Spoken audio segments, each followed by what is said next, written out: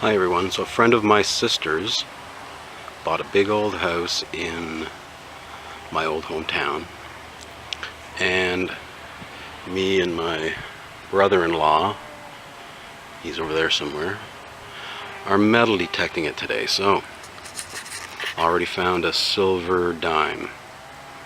Big property too. Nice.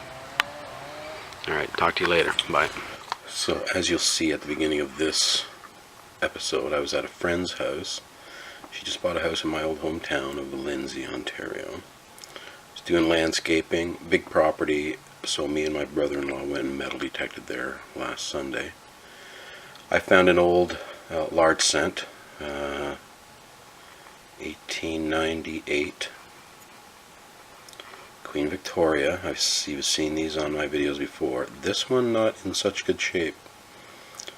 Victoria's got a big chunk of rust right on her head there, so I don't know if they changed the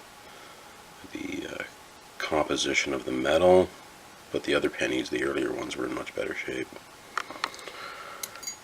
As my friend Jed Dodd says, everybody likes a little piece of silver. Just found that 1939 Canadian dime with what does it say? George the Sixth, though. If you've seen the movie The King's Speech, The Stutterer, this was the guy. His older brother, who was supposed to be the king, screwed off with Wallace Simpson, was it? An American divorcee, and poor George here, he had to take up the reign during the Second World War. Yep, clad quarter, 1970, old button.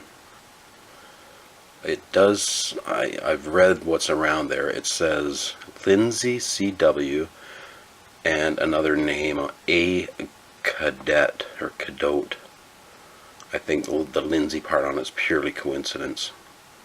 There is a CW Lindsay mentioned on the internet as a piano retailer, but what a button has to do with a piano retailer, I do not know. This is kind of odd. I don't know what it is. It's made of lead.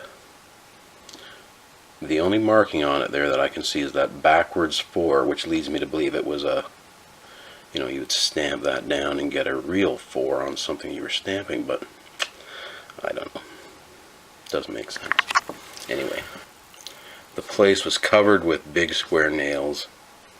That's a fairly sizable square nail. I often wondered, they had the capability of making the head of the nail there. Why didn't they put a point on the end? Kind of dopey. Here's, I guess you would call it an escutcheon for a skeleton key on a door. That was kind of neat. This thing looks familiar to me, but I don't really know what it is. It could just be something that goes on to the end of a rod or something like that. I don't know. Here's a finial of some sort. Put the nail in there and hold your curtains up. Here's another decorative, I don't know what it is really, or what it went on. It was quite bent up. I just straightened it up in the vise. I always find that kind of stuff. Old Delft, is it? Maybe, I don't know. Pottery bits. Here is a spoon. It was all bent up. I bent it back into shape.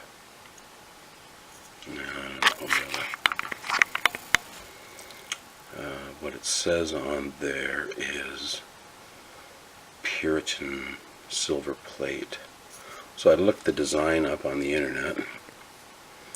That spoon is from the 1830s, and it is called Flight. Or I think 1830s. Anyways, here is one of my very cool finds that I thought. You'll see a dig on this. Look at that.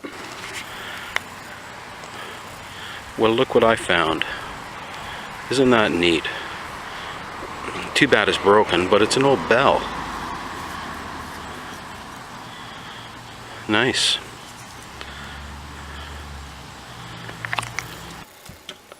That's a bell.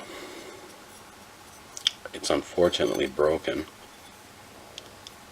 It's cast. It's not, it's made of a non-magnetic metal.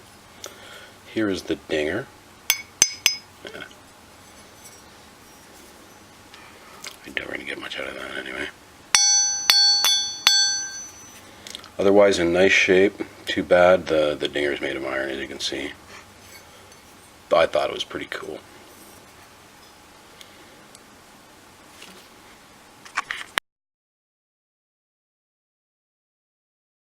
The coolest thing I found, and I've seen people find these before, a dog tag, and it says dog tax, Lindsay, number 155, 1928. There's nothing on the back. Looks made of copper or something. The tag is made of iron. Anyway, that's one of the coolest finds I found there, I think.